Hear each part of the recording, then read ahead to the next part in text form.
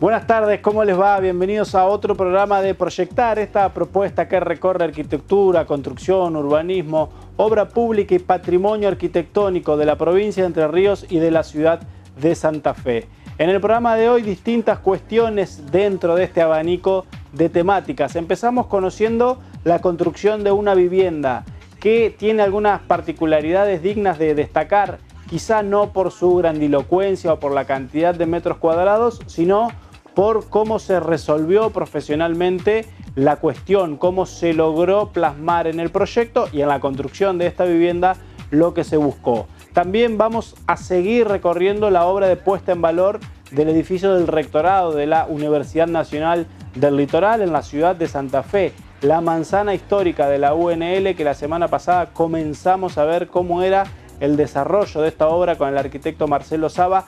Ahora vamos a meternos más específicamente en la obra con los arquitectos que están encima de la tarea cotidiana de poner en valor la fachada y las estructuras de todo este edificio. Y también vamos a hablar de un tema que se relaciona mucho con el urbanismo, pero que no lo vemos o no lo tenemos tan en cuenta cuando hablamos de estos temas. Tiene que ver con el sistema cloacal.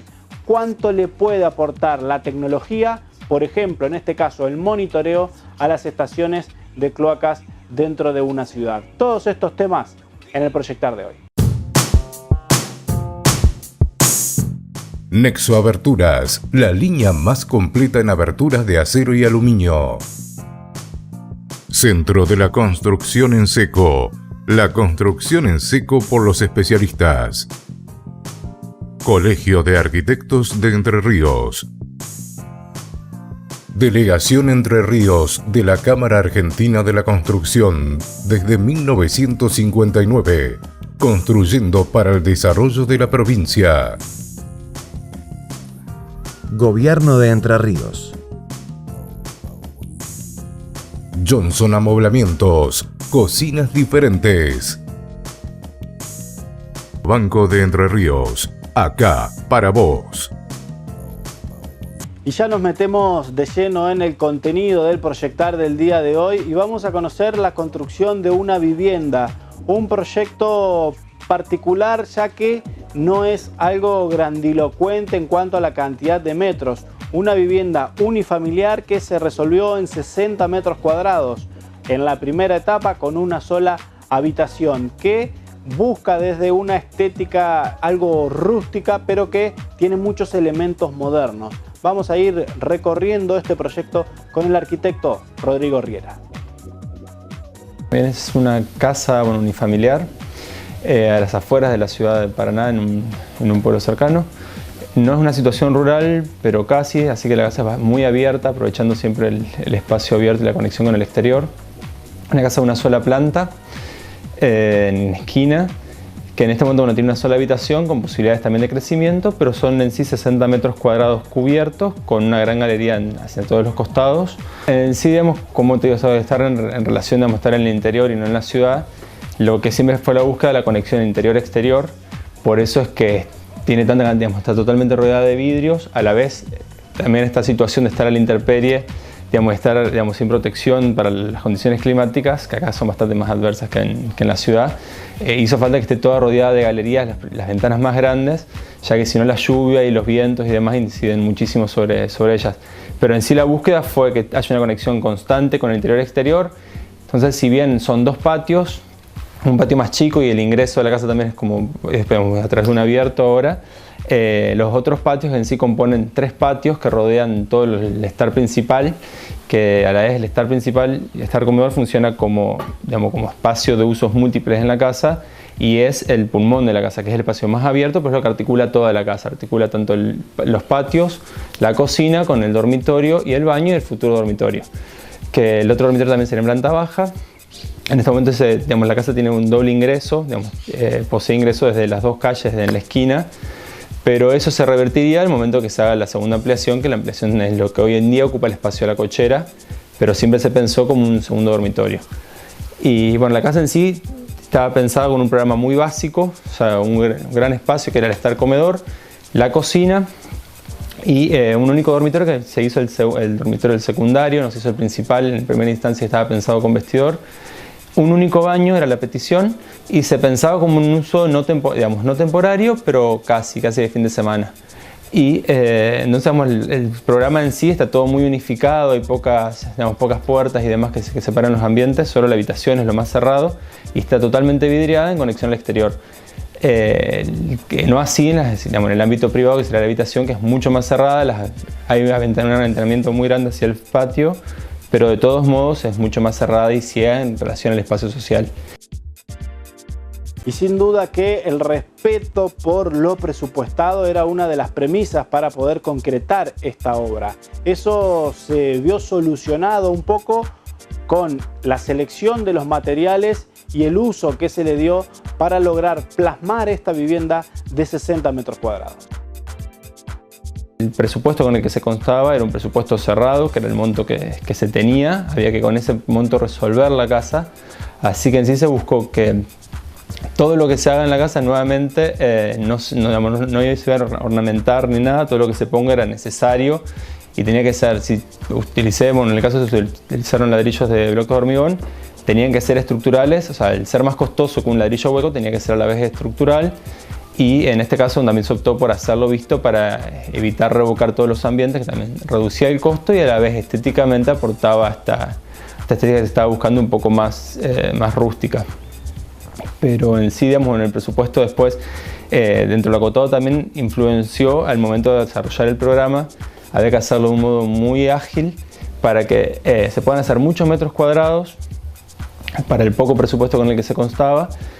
Muchos metros cuadrados y a la vez tenía que permitir los distintos usos que tenía, digamos, la familia, ya que en sí, bueno, en este momento era una pareja, pero se pensaba con hijos y tenía que poder funcionar, en este caso, digamos, de las dos formas. Por eso la idea de tener un patio y un patio interno a la vez por separado, para poder separar, digamos, lo que eran las visuales y los ambientes, digamos, tengan distintas conexiones, que no sea solamente dependencia de un único patio para la ventilación y demás, para poder generar un espacio más privado futuro hacia los padres.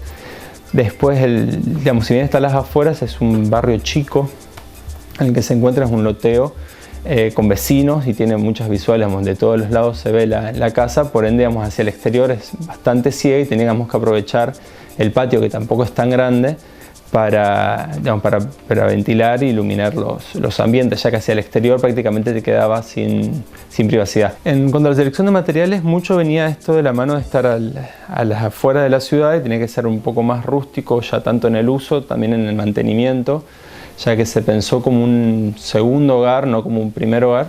Por ende, digamos, si bien no se iba a usar solo para fines de semana o como una casa quinta, sino que va a ser un uso compartido, un uso mixto entre ciudad y la casa, digamos, del interior. Se tenía que ser de poco mantenimiento, vamos, adaptarse al uso, que probablemente se iba a usar esto con una intensidad, no digamos de mayor cantidad de gente, pero iba a ser un uso un poquito más intensivo, que es lo que es el departamento en la ciudad. Por ende, tenía que tener materiales que reciban, digamos, que permitan hacer este uso y que tengan mucha durabilidad y poco mantenimiento. Y a la vez también se pensó en su momento en el tema de, digamos, los costos, también influía mucho esto. Por eso se eligieron materiales como dejar el hormigón alisado en el piso, dejar todos los materiales a la vista no posible para evitar, además de esto de mantenimiento, evitábamos muchos costos en revestimiento y terminaciones. El techo de madera fue para otorgar algo de calidez y a los ambientes, ya que teníamos piso de hormigón alisado, mucho gris en las paredes por el bloque de hormigón y blanco en la parte que, digamos, que iba a estar pintada. Se optó también por aberturas negras, ya que el anodizado, que es por lo general lo que te piden, el anodizado natural, iba a seguir aportando esto del gris y no iba a haber contraste, iba a ser una casa muy monótona.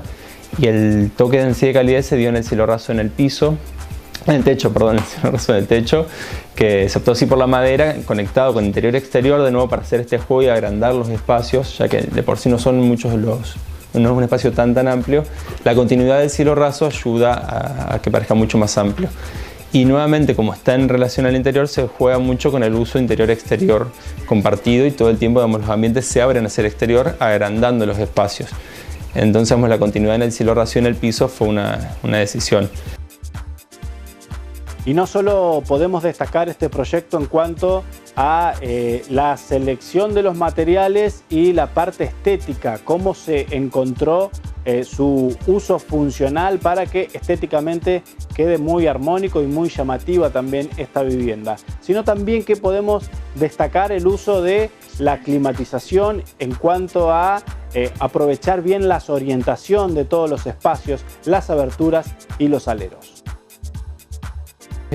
Por estar ubicado en el interior y no tener servicio de gas natural, porque vemos que es un servicio bastante fundamental en la época de invierno y es un sector que está descampado y frío, se optó por llevar la casa hacia el sur, donde se hizo sí la medianera completa y se protegieron esas aberturas del sur, incluso también por las tormentas y los vientos, así que se hizo un muro cortavientos que acompaña todo el ingreso de la casa y el patio interno, que eso protege las aberturas del sur, y hacia el este también se hizo un poco más cerrada la casa, ya que las lluvias iban a influenciar mucho. La casa tiene orientación en la esquina, el noreste, así que lo que son las lluvias del este tienen mucha influencia sobre el comportamiento tanto de las aberturas como de los muros exteriores. Así que se optó por mantener protegido ese sector, abrir de todos modos ventanas hacia ese lado para tener ventilaciones cruzadas en todos los sectores, y sí se abrió entera hacia el norte. En el Star Comedor tenemos el aventanamiento corrido, digamos, alto, que hacia el norte, y hacia el oeste, si bien no es lo mejor para nuestro sol, se privilegió en las épocas de invierno, que era cuando iba a ser más complicado aclimatar la casa, aprovechar el sol del oeste, y se optó, digamos, por colocar una galería amplia para permitir un uso, digamos, en la época de invierno, digamos, con buen sol hacia el exterior, que en sí no se iba a utilizar la parte del verde, sino se iba a utilizar lo que era la galería, pero tiene mucho sol para esa época. Y hacia el verano, la casa entera, como se puede abrir, funciona como una gran galería.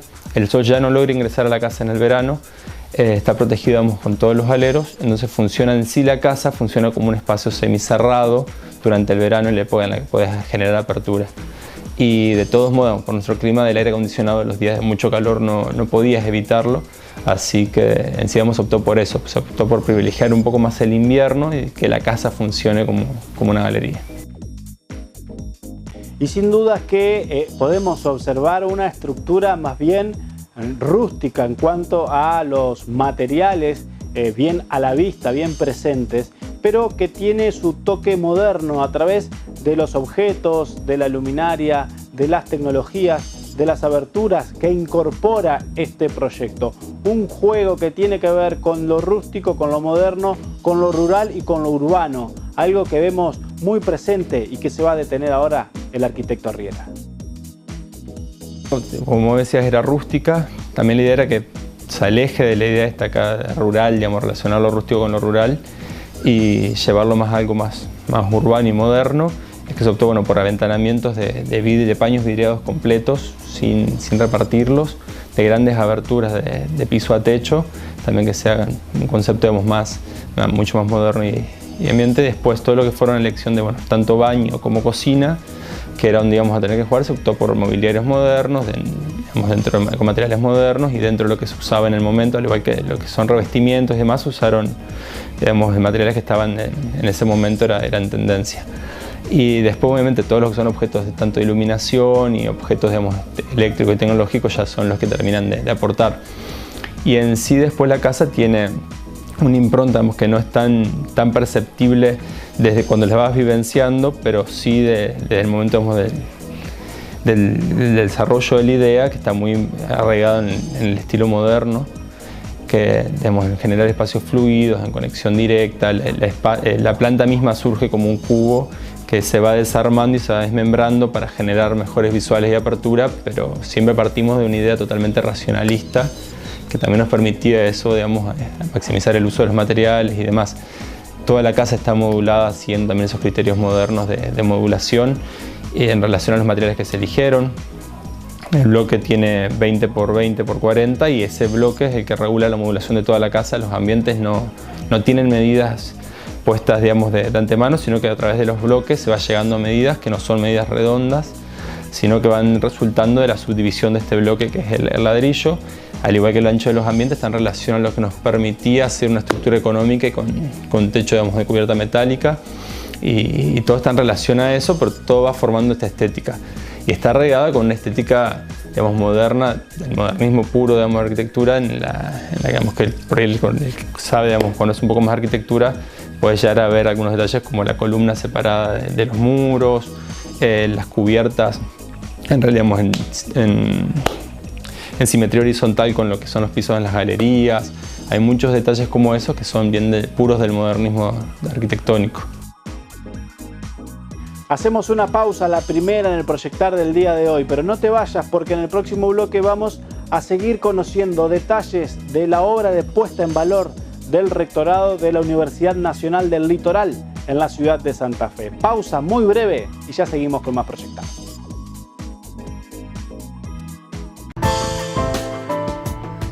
Cocinas Johnson. Diseños que definen tu estilo. Johnson, cocinas diferentes.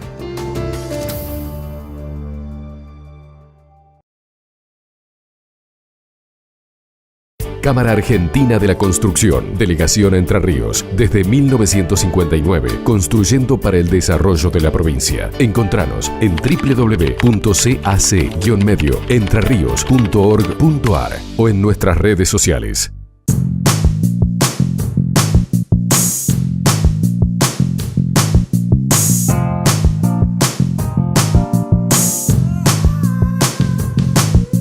Y ahora sí vamos a hablar de patrimonio y de la puesta en valor de un edificio histórico ubicado en la ciudad de Santa Fe. Es el rectorado de la Universidad Nacional del Litoral, donde también funciona la Facultad de Ciencias Jurídicas. Un edificio que es una manzana completa, un edificio simétrico, construido entre 1928 y 1938, obra del arquitecto español Torres Armengol. La semana pasada detallamos en parte cómo estaba pensada la obra, los porqué, la importancia histórica de este edificio que fue testigo y sede nada más ni nada menos que de 2 reformas constitucionales argentinas. El arquitecto Ramiro Piva, coordinador de planificación edilicia de la Universidad Nacional del Litoral, se va a detener en distintas cuestiones de la obra. Por ejemplo, cómo fue pensada y cuáles son las diferentes etapas que se va a desarrollar esta puesta en valor. Comenzó con la recopilación de mucha información. ¿Para qué? Para poder llegar a un pliego, una documentación de obra que nos satisfiera a nosotros como profesionales y también digamos, que sea muy comprensible por la empresa que tuviera que ejecutar la obra.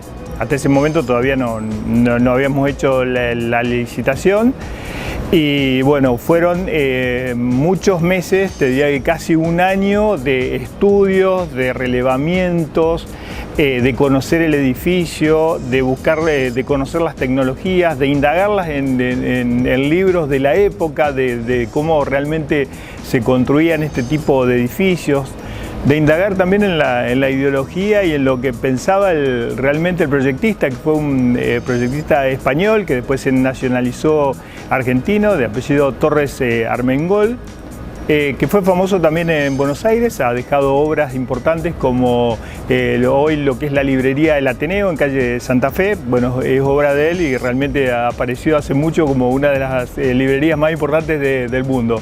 O sea que bueno, Torres Armengol, que en su momento, cuando trabajó acá en Santa Fe, lo hacía para la Dirección Nacional de Arquitectura, después también hizo otras obras para la Nación, pero siguió su derrotero como profesional, como arquitecto en la parte liberal de la profesión. Lo dividimos en distintas etapas para encarar su ejecución, su conservación, y tiene mucho que ver a veces con la posibilidad que tenemos de ir mejorando, sobre todo las etapas, sobre todo la parte central, que es la que más recargada está de ornatos, de esculturas, la que más trabajo nos puede llevar en el tiempo y la cual presenta más problemas.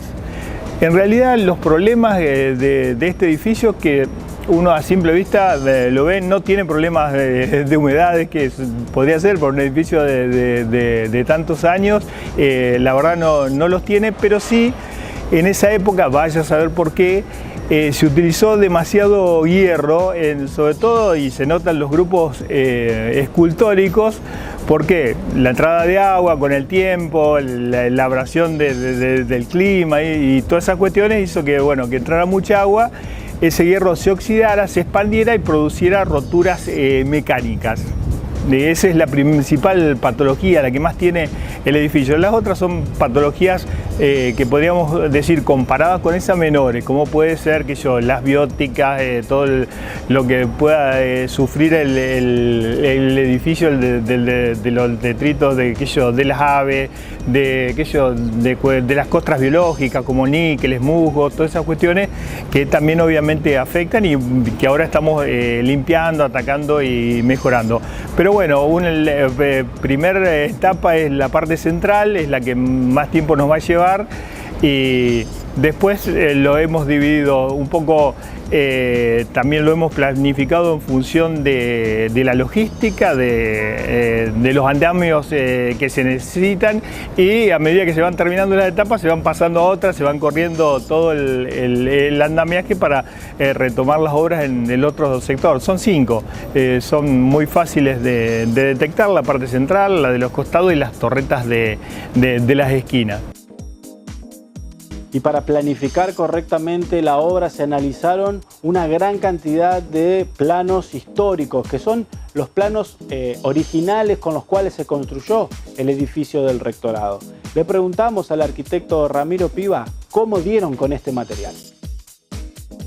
Tiene una buena cantidad de planimetría de la época, pero debimos recurrir al CEDIAP, que es un centro de documentación que está en Buenos Aires y que realmente nos ha facilitado una información valiosísima, muchísimas fotos, muchísimos dibujos hasta del mobiliario de la época, muchísimos planos, y bueno, hace poco hemos hecho un intercambio con lo que teníamos nosotros y ellos, porque nos pareció lógico y justo que Estado contestado compartan esta información.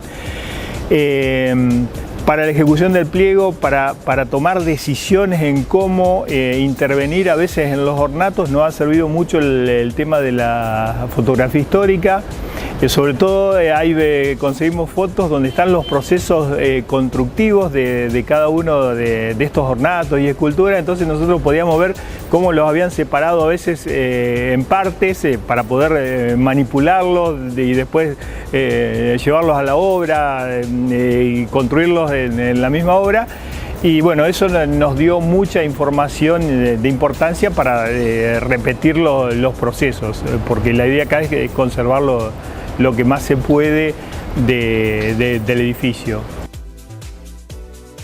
Y entre todo el material patrimonial que es parte de la fachada y todas las esculturas que son protagonistas de este hermoso edificio en la ciudad de Santa Fe, se destaca lo que hay, el ingreso en el pórtico, una obra que rememora a Miguel Ángel y le da también este toque renacentista, inspirada en la obra de Miguel Ángel que realizó en la ciudad de Florencia en el Panteón de los Medici. Algo de eso está recreado como la escultura central de este edificio del rectorado. Las esculturas son una réplica o repetición de las tumbas que hizo para Miguel Ángel para los Medici.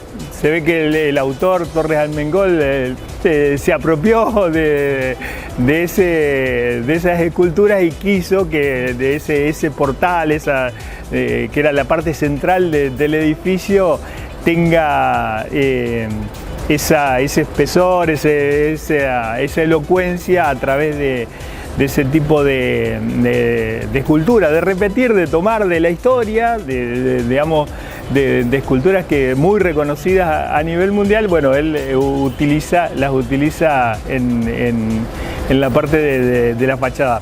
Como también obviamente su influencia española, también de lo que se dice el plateresco español, que era un poco las formas que la corona española de Castilla había adoptado, formas del renacentismo también, y que bueno, que fueron aplicados evidentemente porque el arquitecto venía con toda esa impronta de su España natal, y bueno, se ve que manejaba muy bien las composiciones y todos esos conceptos arquitectónicos que bueno, que da un edificio que si bien ya se hizo a las postrimerías o ya cuando terminaba el academicismo, todavía en la planta, sobre todo en las distribuciones espaciales, se logran ver y encontrar.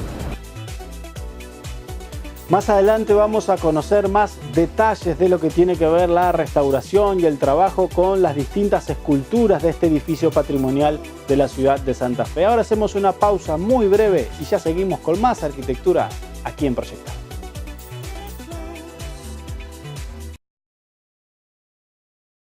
Para que tu empresa funcione, necesita un banco que la acompañe. Banco Entre Ríos, acá, para vos. En viviendas, oficinas, locales comerciales, edificios institucionales, espacios públicos, en la ciudad o en el campo, en pequeñas o grandes obras, un arquitecto proyecta y con ello contribuye a mejorar la calidad de vida de las personas.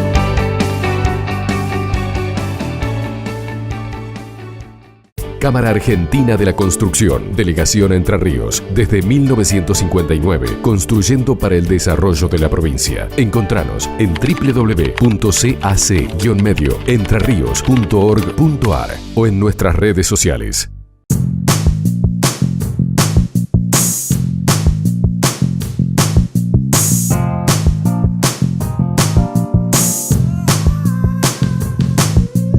Y muchas veces hablamos de urbanismo aquí en Proyectar, muchas veces hablamos de infraestructura urbana, de ciudades inteligentes. Y nos vamos a detener en una cuestión que no siempre tenemos en cuenta, y es el sistema cloacal y las estaciones de bombeo, que son parte central de este sistema cloacal y es fundamental que funcionen de manera correcta. Daniel Zarlinki de Paraná Medio nos va a contar cuál es la importancia del sistema cloacal y cuál es la función específica de una estación de bombeo. Las estaciones de bombeo cloacales reciben los residuos cloacales propiamente dicho de las viviendas, distintos complejos. En Paraná hay más de 20 estaciones cloacales funcionando. No todas en manera óptima, hay muchas en desuso. La estación de líquidos cloacales cumple un rol fundamental porque todos esos desechos orgánicos se conectan a través de las impulsiones, las distintas cañerías, a una red principal o dos redes principales que desembocan en la parte baja allá de Paraná por Anacleto Mina al final. Al no estar funcionando estas estaciones provocan desbordes de líquidos cloacales que son altamente contaminantes y se nos está dando en Paraná en la mayoría de los arroyos y salida a los balnearios sobre la vera del río Paraná y afecta a la mayoría de los balnearios desde Toma Vieja hasta Bajada Grande. Se arrancó un proyecto con la Municipalidad de Paraná para refuncionalizar 15 estaciones en forma lo más rápido posible y a la vez modificar las oficinas de obras sanitarias que se encuentran situadas en calle Ramírez, donde la idea es llevar un control y un monitoreo de todas estas estaciones. Estas 15 en principio, la idea es ampliar el proyecto y lograr monitorear todo el sistema cloacal de la ciudad. Y se está llevando a cabo en la ciudad de Paraná un proceso de incorporación de tecnología a estas estaciones de bombeo. Tecnologías que tienen que ver con la posibilidad de monitorear en vivo todas las estaciones de bombeo de la ciudad. Es un proceso, por el momento se van instalando ya unas 6 estaciones con estas tecnologías que con sensores, cámaras y distintos aparatos que logran justamente monitorear el funcionamiento de una estación de bombeo, permiten que el funcionamiento sea monitoreado las 24 horas. Daniel Zarlinki nos va a contar cuál es la importancia de incorporar la tecnología en estos lugares. La tecnología cumple un rol importantísimo, y el sistema que estamos armando en conjunto con la Municipalidad de Paraná, con el área de obra sanitaria, entendemos que en la provincia de Entre Ríos y en Santa Fe no hay nada similar. Las estaciones de bombeo, esta refuncionalización implica cambiar absolutamente todo. Cambiamos bombas, tableros, válvulas, reacondicionamos todo lo que es la sala propiamente dicha, con parte de obra civil, el vallado perimetral. Entonces se crea un área de monitoreo donde monitoreamos no solo el funcionamiento de las bombas y los líquidos, el nivel de líquidos, como viene ingresando y sacando líquidos locales cada una de las estaciones, sino los tableros y la zona en cuanto a seguridad. Es un grupo de trabajo donde cada uno tiene su función. Tenemos ingenieros en robótica que se encargan de las plaquetas, ingenieros en sistema, que es lo que es el sistema de monitoreo propiamente dicho, el software. Nosotros con la provisión de las bombas, los tableros y la instalación de las mismas. Un equipo de seguridad que con todo el monitoreo, con alarmas por falla de bomba, por temperatura, por incendio, y alarma de seguridad que le estamos dando mucha importancia porque la mayoría de las estaciones cloacales están en puntos complicados de la ciudad, algunos hasta en cierto grado de abandono, que se está trabajando para llevarle esta tecnología y a la vez hacerlo más vivible al lugar. Y sin duda que los sensores, el manejo de los distintos flujos pluviales, de lo que tiene que ver con el nivel que tiene el sistema cloacal, cada una de las estaciones de bombeo georreferenciadas en los distintos puntos de la ciudad, permite confluir en una idea de ciudad inteligente cuando hablamos justamente de esto. Cómo tener un monitoreo de todo lo que está pasando en la ciudad con las tecnologías que hay hoy en día y con distintos roles que puede tener este sistema. Justamente está dentro del sistema de ciudades inteligentes. Tenemos otros municipios que están siguiendo el proyecto como Concordia, Villa Elisa, Santa Fe. Estamos con una prueba piloto en Villa Elisa. Esto es nuevo y lo vamos perfeccionando a medida que vamos avanzando. En cuanto a lo que es la tecnología, todo es monitoreado a través de las redes, y este sistema tiene una red propia que es Paraná Medio, o sea, no dependemos de ningún proveedor de señal o fibra, sino que nos manejamos en forma independiente, asegurando una estabilidad de conexiones. Cada una de las estaciones tiene distintos sensores y alarmas para distintos motivos. El director de obra sanitaria de la municipalidad tiene acceso a casi todo el sistema, pudiendo modificar muchas cosas como arranques, paradas de bomba o a dar alertas de seguridad. La gente que se encarga de la seguridad tiene las alarmas de apertura de puerta, vandalismo, humo. La parte técnica maneja y monitorea valores de bombas, paradas, arranques. El intendente mismo puede acceder, porque todo está en la red, todo se registra, lleva un historial de registro. Ahí identificada vez que esto va a llevar a una central de monitoreo en las oficinas, donde se están armando unas instalaciones de última generación con pantalla, con equipos de PC nuevos, de última tecnología, con una grabadora de 60 días de grabado, en lo que es imágenes, y un historial que no tiene límite en cuanto a años de uso. Entonces con eso podemos registrar lo que ha rendido, lo que va durando, cuántas veces sale de funcionamiento alguna bomba o cuánto tiempo ha estado por mantenimiento fuera de trabajo. La gente de telemetría tiene ciertas alarmas de valores de funcionamiento que le llega a sus equipos fijos, digámosle, y a los celulares. Como la gente de mantenimiento tiene otras alarmas, cada uno se determina qué alarma le suena en el teléfono por una parada de bomba o por una apertura de puerta, o por solo quiere monitorear. Pueden monitorearlo por sensores o por video, por imágenes, digamos, ¿no? La idea es con el video sobre todo atacar el tema del vandalismo. Y cuando hablamos de la era de la información, muchas veces nos referimos a estas cuestiones, a cómo los gobernantes de las distintas metrópolis en las que vivimos pueden contar con información en vivo de lo que está pasando. ¿Cómo puede ser este caso específico del sistema cloacal? Pero ¿en qué otras sistemas de infraestructura urbana se pueden aplicar estas tecnologías? Y la verdad que la tecnología te permite hoy un uso infinito. Este mismo sistema de cloacas, que vendría a ser extremo por su funcionamiento, lo estamos pensando y haciendo relevamiento en la toma de agua de Paraná, de Concordia, para hacer un sistema parecido en cuanto a lo que es tomar datos. Y bueno, y se va viendo, la verdad que el espectro es infinito, digamos, en cuanto a... Y la capacidad también es sorprendente lo que se puede hacer hoy con esta tecnología.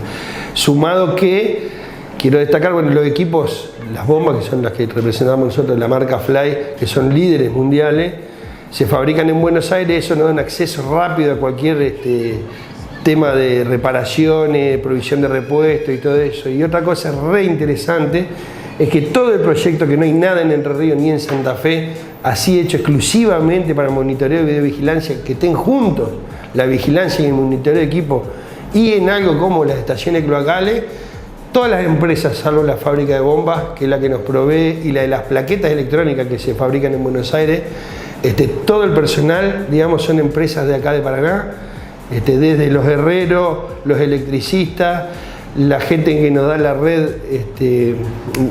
para mantenernos online, la seguridad, toda gente, todas empresas y toda gente de Paraná. La casa electricidad, todo es de Paraná.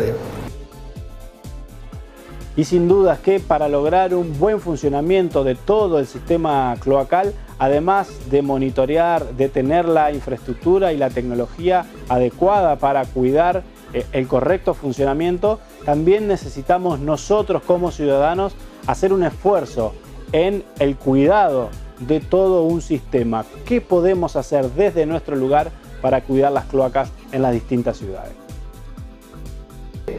Es educación, digamos, principalmente, y lo que haría antes, al no funcionar, al vos tirar los pañales, preservativo, todo lo que hemos encontrado en las estaciones de bombeo al estar abandonada, fue un trabajo duro al principio, y después ya con el mantenimiento, las rejas, hay unas rejas de contención, contienen todos los sólidos. Al haber un servicio de mantenimiento y tener cámaras que nos identifican el nivel volumen que tiene la reja, vamos limpiando y se va manteniendo la estación, lo que hace que si la gente tuviera un poco más de cuidado, no sería necesaria tan frecuentemente el ir a asistir a cada estación por el mantenimiento. Igual un dato interesante es que las estaciones donde primero arrancamos, que fue la zona del Thompson, Bravar y la zona de Parrillas que le dicen, después seguimos por la estación Ambrosetti, hoy estamos en Puerto Viejo y Bajada Grande.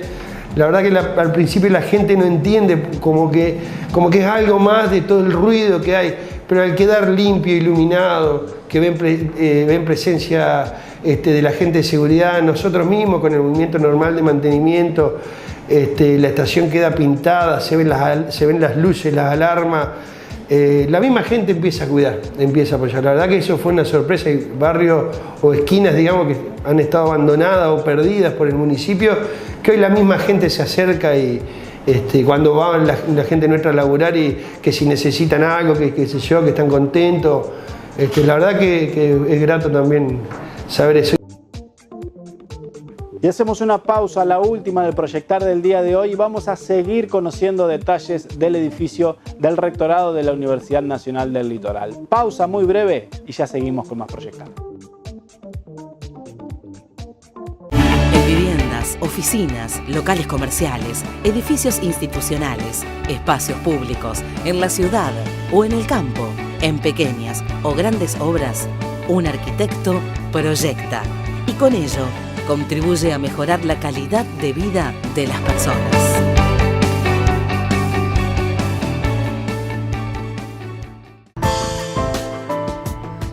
Cocinas Johnson. Diseños que definen tu estilo.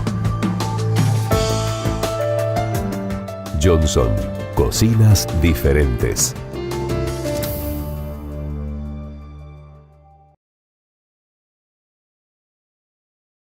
Entre Ríos es verano y carnaval, es diversión, es color, es el ritmo que hace bailar al país. Vení a celebrar el carnaval. Entre Ríos, cerca tuyo.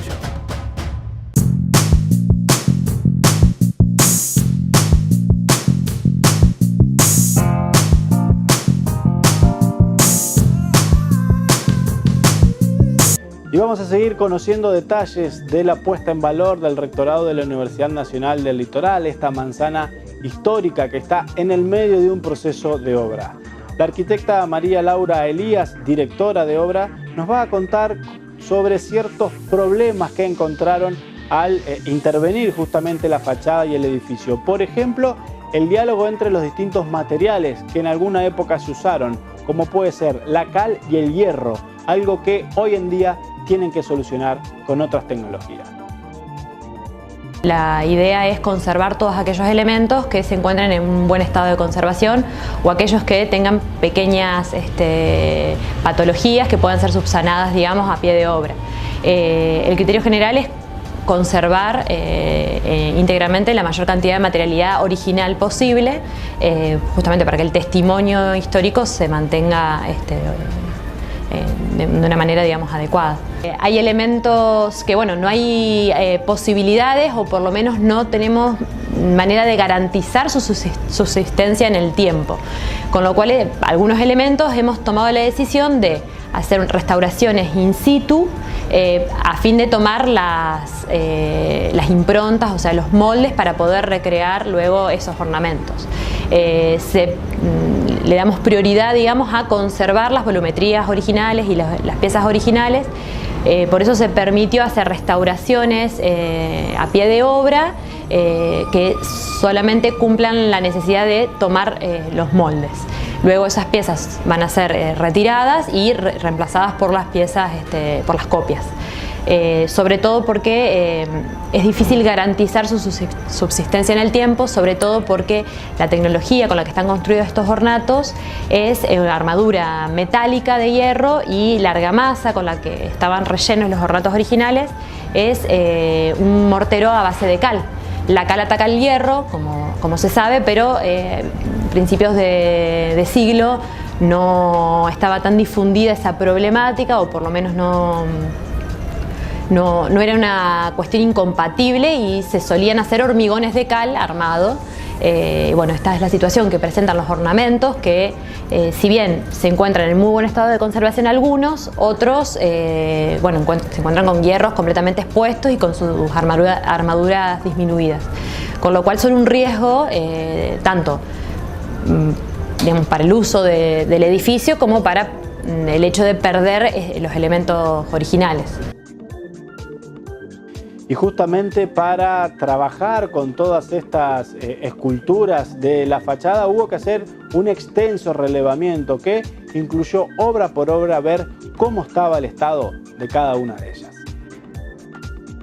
Se relevaron aproximadamente unos 470, si mal no recuerdo, ornatos en lo que es las fachadas principales del edificio de rectorado, lo que da a calle Boulevard y a calle San Jerónimo y 9 de Julio. Por supuesto que el resto de la manzana cuenta con muchos más ornamentos, pero bueno, estos son los que en este momento estamos interviniendo con esta obra. La mayoría de los ornatos son premoldeados. Esto quiere decir que el arquitecto decidió cuál era el elemento que iba a decorar determinadas situaciones, por ejemplo, aventanamientos, balcones o bajo cornisas. El arquitecto esbozaba estos elementos y un escultor producía las piezas en positivo y se hacía el molde y contramolde para hacer las copias. Estas copias se hacían por colada y justamente por eso se armaban con hierros por dentro y luego eran trasladados hasta su posición final. Por eso encontramos que muchos de estos elementos, como por ejemplo las pilastras, que tienen una proporción muy alargada y fina, justamente para como criterio compositivo de una pilastra, tienen una armadura excesiva para lo que es la pieza, el volumen de la pieza. Y uno de los principales desafíos es trabajar este tipo de esculturas con los materiales actuales en relación con otros materiales utilizados el siglo pasado. Cómo lograr compatibilizar estas dos cuestiones. Para eso es importante, primero, el relevamiento que decíamos antes y también los análisis en el laboratorio que se montó justamente en la obra para analizar estas cuestiones y que se va realizando en cada una de las intervenciones para ir corrigiendo si se dan algunas cuestiones. Se hizo un estudio bastante minucioso previo a la realización del pliego ejecutivo de contratación de estas obras, el cual implicó el estudio de los materiales, sobre todo el símil piedra París, porque son materiales compuestos por varias materias primas, y una vez que ha pasado cierta cantidad de tiempo, estos minerales que componen los morteros cambian, lógicamente, en especial las cales y los cementos, porque bueno, en su proceso químico de fragüe y de secado, en el caso de la cal, carbonata, y en el caso del cemento también aparecen nuevos minerales, digamos, que son los que le dan resistencia y sus propiedades. Entonces se hizo un estudio físico-químico de estos materiales, se recurrió al LEMIT, que es un organismo estatal especializado en estos temas, y pudimos conocer la composición del símil piedra. Sabemos que hay áridos de molienda, además de arenas de río, mica y sobre todo cal calcítica, que suponemos proveniente de Córdoba por la calidad de su blancura y bueno, del estado de conservación que tiene hasta hoy, porque bueno, las cales de mejor calidad son las que más persisten en el tiempo. Y en función de esa información se solicitó a la empresa adjudicada que elabore un material de similares características, tanto composicionales como su respuesta física, mecánica, a absorción del agua,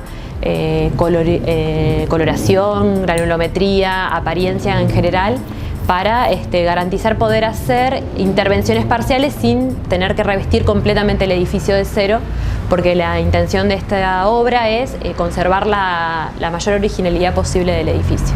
Respecto al símil piedra que se utilizará para reposición, se prevé realizarle análisis al material propuesto para verificar que haya una compatibilidad física, química y composicional en general, para garantizar que el envejecimiento sea similar y que los materiales que nosotros aportemos al edificio no sean dañinos ni perjudiciales para la materialidad, digamos, existente.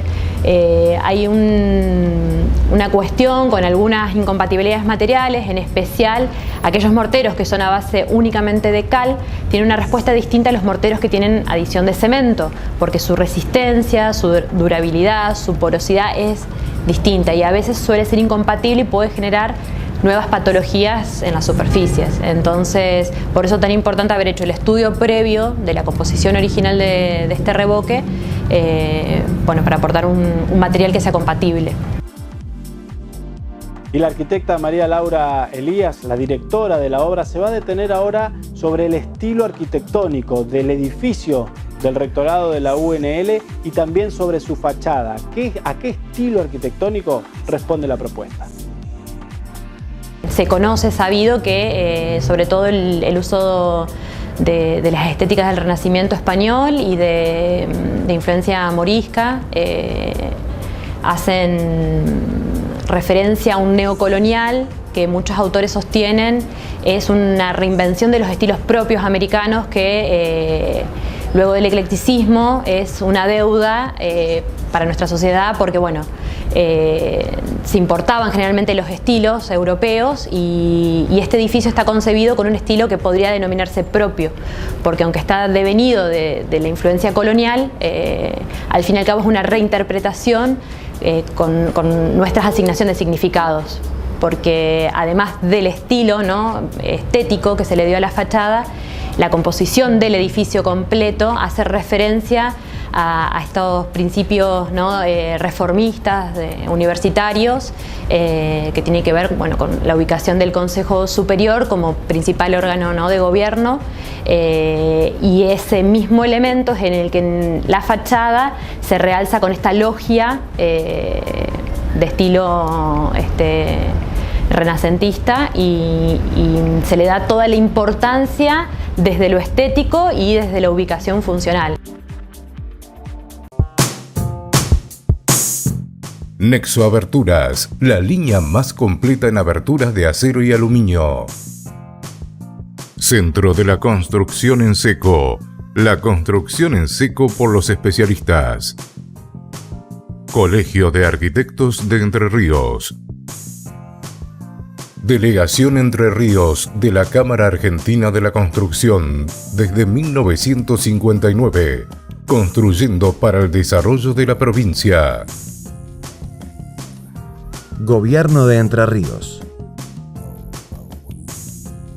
Johnson Amoblamientos, cocinas diferentes. Banco de Entre Ríos, acá para vos. Y esto fue todo por el Proyectar del día de hoy. Recordá que encontrás todos nuestros materiales en el canal de YouTube de Proyectar TV y también en las distintas redes sociales. Nosotros nos vamos a reencontrar el sábado que viene a las 14:30 aquí en la pantalla de Canal 9. Que tengan una buena semana.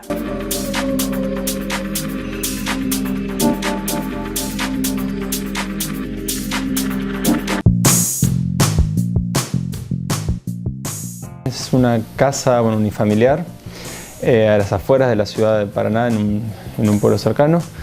No es una situación rural, pero casi, así que la casa es muy abierta, aprovechando siempre el espacio abierto y la conexión con el exterior.